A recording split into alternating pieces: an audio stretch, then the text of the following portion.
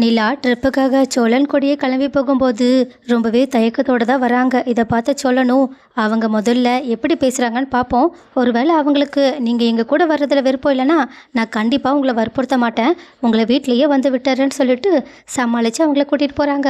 ஆனால் அங்கேயோ அங்கே இருந்த வயசான கப்பலும் ரொம்பவே சகஜமாக சோழன் கிட்ட பேசுறது மட்டும் இல்லாமல் நிலாவும் அவங்க கூட வர்றதில் ரொம்பவே சந்தோஷன்ற மாதிரி பேசிக்கிட்டு இருக்காங்க.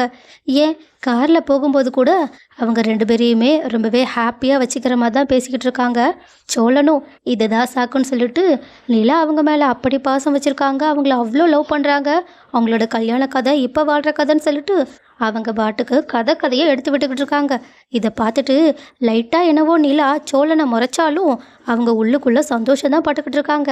அதுக்கப்புறமா அவங்க ஒரு ஹோட்டலுக்குமே வந்துடுறாங்க. ஹோட்டலுக்கு வந்ததுக்கப்புறமா அந்த கப்புள்ஸ், அதாவது அந்த வயசான கப்புள்ஸும் நிலாவுக்கும் சோழனுக்கும் ஒரு ரூமையே அரேஞ்ச் பண்ணி கொடுத்துட்றாங்க. இதை பார்த்துட்டு சோழன் தான் ரொம்பவே பதற ஆரம்பிக்கிறாங்க. அது மட்டும் இல்லாமல் பக்கத்தில் வேறு ஏதாவது ஹோட்டலாக இருந்தால் 2 பேரும் 2 ரூம் எடுத்துருக்கலாம். ஆனால் இப்போ வேற ஒரே ரூம் எடுத்து கொடுத்துருக்காங்க.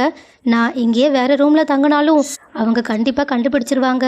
அப்புறம் என்ன பிரச்சனை அது இதுன்னு ஏதாவது நினைப்பாங்க. பேசாமல் நீங்கள் இந்த ரூம்லேயே இருங்க, நான் காரில் போய் தங்கிக்கிறேன்னு சொல்கிறாங்க. ஆனால் நிலாவும் ரொம்ப ஓவராக பண்ணாதீங்க, வாங்க உள்ளே வந்து தூங்குங்கன்னு சொல்லிட்டு அவங்கள உள்ளே தூங்குறதுக்காக கூப்பிட்றாங்க. சோழன் உடனே இங்கே ஒரு பெட்டு தானே இருக்குது, ஓ அப்படி தானே இருக்குது, சரி இருங்க நான் இப்போவே கால் பண்ணி இன்னொரு பெட்டுக்கு அரேஞ்ச் பண்ணுறேன்னு அவங்க ஃபோன் பண்ணி பெட்டுக்கு அரேஞ்ச் பண்ணிக்கிட்டு இருக்காங்க. இதை பார்த்துட்டு சோழனும் அவ்வளோதான், இதுக்கப்புறம் நீ வாழ்க்கை ஃபுல்லாக இப்படி தாண்டா படுக்கணும்னு சொல்லிட்டு அவங்களும் கவலையோடு உட்காந்துருக்காங்க. ஆனால் இன்னொரு பக்கம் பல்லவன் காயத்ரியை பார்க்க போயிருக்காங்க. காயத்ரியும் அவங்களோட குடும்பத்தில் இருக்க பிரச்சனைகள் எல்லாத்தையுமே சொல்லி ரொம்பவே ஃபீல் பண்ணிக்கிட்டு இருக்கா. பல்லவனும் நான் தான், என் மேலே தான் தப்பு, நான் மட்டும் இப்படியெல்லாம் நடக்கும்னு யோசிச்சிருந்தா கண்டிப்பாக இப்படியெல்லாம் நடந்திருக்காதில்ல, நான் ஏதோ சாதாரணமாக பேசுகிற மாதிரி நினச்சேன், ஆனால் அது வெளியே இருக்கவங்களுக்கு எவ்வளோ தப்பாக தெரிஞ்சிருக்குல்ல, எல்லா தப்பும் என் மேலே தான், என்னை மன்னிச்சிருன்னு சொல்லிக்கிட்டு இருக்க. ஆனால் காயத்ரியும் அப்படியெல்லாம் ஒன்றும் கிடையாது, நம்ம ஏதோ ஒன்று செய்ய போய் அது ஏதோ ஒன்று ஆயிடுச்சு, ஆனால் நம்மளோட வீட்டில் இருக்கவங்கள ரொம்பவே கஷ்டப்படுத்திட்டோன்னு மட்டும் எனக்கு நல்லா புரியுது.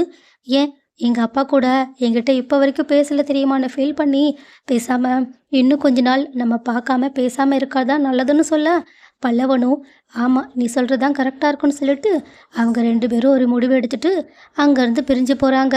அதே நேரத்தில் சேரனும் இந்த மாதிரி சந்தாவை பார்க்க போகும்போது அவங்க ரொம்பவே வருத்தத்தோடு இருக்கிறத பார்த்துட்டு என்ன விஷயம்னு கேட்டாதான் அவங்களோட ஊரில் அவங்களோட அம்மா அவங்கள திரும்பி வர சொல்கிறாங்கன்னு அவங்களுக்கு கண்டிப்பாக வேறு ஒரு கல்யாணத்தை தான் பண்ணி வைக்க போகிறோன்ற முடிவோடு அவங்க இருக்காங்கன்றதையும் அவங்க சொல்லி அவங்களுக்கு ஏதாவது பண்ணிடுவாங்களோன்னு பயமாக இருக்குன்னு சொல்லிக்கிட்டு இருக்காங்க. ஏன் அவங்களோட அண்ணா கூட அவங்க என்னனாலும் பண்ணுவாங்கன்னு பயத்தோடு இருக்க, ஆனால் சேரன் தான் சந்தாவுக்கும் அவங்களோட அண்ணனுக்கும் ஆறுதல் சொல்லிக்கிட்டு இருக்காங்க. ஸோ இந்த கதை இப்படி போய்கிட்டு இருக்க, இன்னொரு பக்கமும் சோழனோட ஹோட்டலில் இன்னொரு பெட் எக்ஸ்ட்ரா கேட்ட நிலாவுக்கோ அவங்க வந்து இல்லை எல்லா பெட்டுமே முடிஞ்சிடுச்சுன்னு சொல்கிறாங்க. இதை கேட்டுட்டு நிலாவும் என்ன பண்ணுறதுன்னு தெரியாமல் கொஞ்சம் தயக்கத்தோடு தான் இருக்காங்க. ஸோ சோழனே முன் வந்து இங்கே பாருங்கங்க, நான் தான் ஏற்கனவே சொன்னல, நான் நிறைய தடவை கார்லேயே படுத்திருக்கேன், ஏன் ஏசியே இல்லாமல் கூட படுத்திருக்கேன், இதெல்லாம் எனக்கு ஒரு விஷயமே கிடையாது, நீங்கள் இங்கே நிம்மதியாக தூங்குங்க, நாளைக்கு காலையில் நான் கொஞ்சம் சீக்கிரமாகவே வந்துடுறேன், அவங்க எந்திக்கிறதுக்கு முன்னாடி நான் இங்கேருந்து போகிற மாதிரி தெரிஞ்சாவே போதும்னு சொல்லிட்டு அவங்க நிலாவோட பதிலை கூட எதிர்பார்க்காம அங்கேருந்து போக பார்க்க, ஆனால் நிலாவுக்கும் குற்ற உணர்ச்சியாக இருக்குது. இப்போது இவங்க இங்கே இருந்தால் என்ன தப்பு அப்படின்னு சொல்லிட்டு யோசிச்சுட்டு, சோழா நீங்கள் இங்கேயே இந்த பெட்லேயே படுங்க, எனக்கு எந்த பிரச்சனையும் கிடையாது.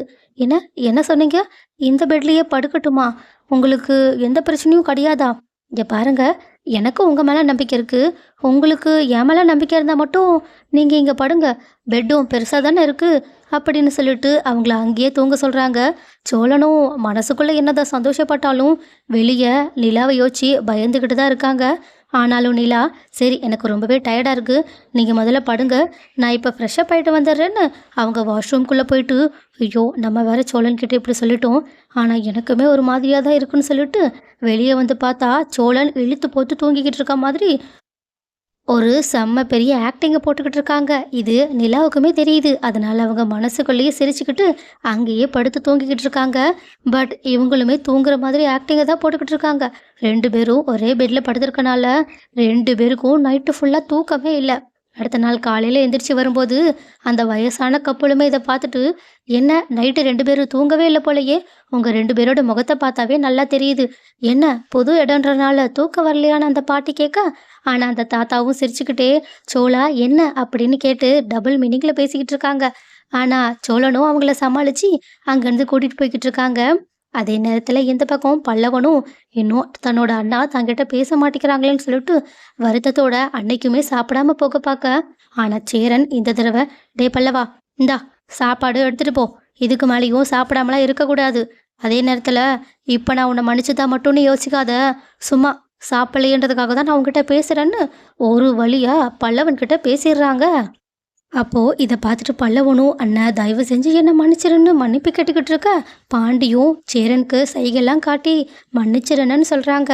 அதனால சேரனும், சரி சரி எப்படியோ மன்னிச்சிட்டேன், ஆனால் இதுக்கப்புறம் ஒழுங்காக படிக்கிற வேலையை பாருன்னு சொல்லிட்டு ஒரு வழியாக இவங்க 2 பேரும் சமாதானம் ஆயிடுறாங்க. ஸோ கைஸ், இப்போதைக்கு எல்லாமே நல்லபடியாக போய்கிட்டு இருக்க மாதிரி தான் தோணுது. ஆனால் பிரச்சனைன்னு இதுக்கப்புறம் வந்தால் கண்டிப்பாக சேரனோட பிரச்சனை தான் இதுக்கப்புறம் வர வாய்ப்பு இருக்குது. ஏன்னா சந்தா பயப்படுறத பார்த்தா கண்டிப்பாக அவங்களோட குடும்பத்தில் இருக்கவங்க மூலயமா அடுத்த வாரம் பிரச்சனைகள் நிறையவே வர வாய்ப்பு இருக்குது. ஸோ அடுத்து என்ன நடக்க போகுதுன்றதை பொறுத்திருந்து பார்க்கலாம்.